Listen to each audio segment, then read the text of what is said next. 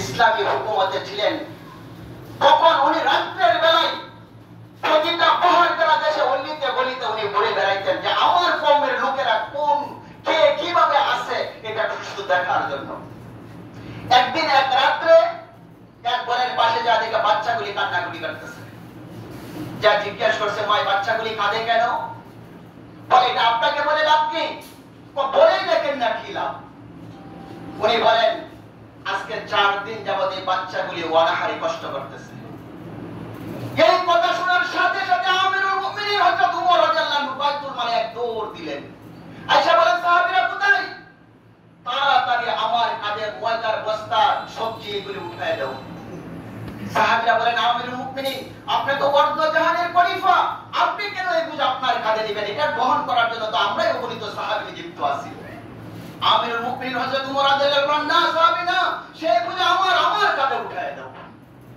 উনি এই বোঝা নিয়ে ওনার বাড়িতে যে কামিল বানায় রুটি বানায় খাওয়াইলেন।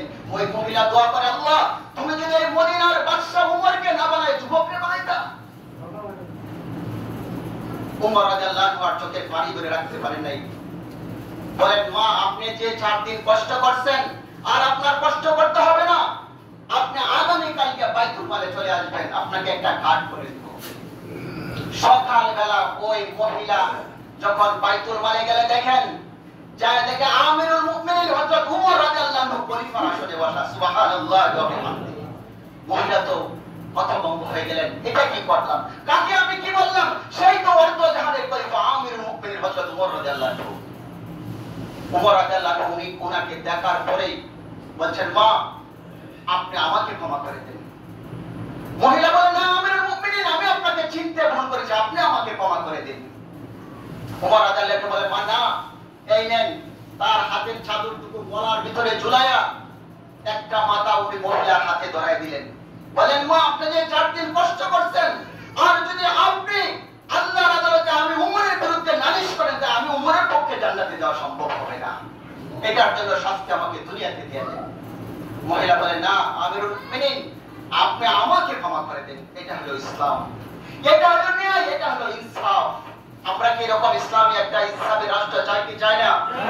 ইনশাআল্লাহ। আমি আপনাদেরকে আরেকটা মেসেজ দেই। আপনি আমার সুপরিচিত একজন ব্যক্তিত্ব ছিলেন, সকলেই জানেন আল্লামা দিলওয়ার হোসেন সাইদি রাহিমাহুল্লাহ।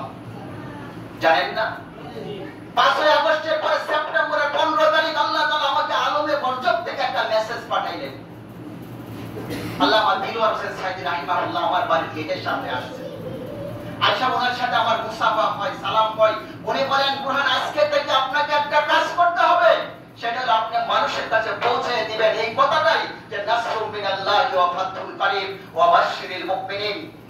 মুমিনদের জন্য সুসংবাদ, মুমিনদের জন্য বিজয় অতি নিকটেই, এটা আল্লাহ তাআলার পক্ষ থেকে ঘোষণা করা হয়েছে। এই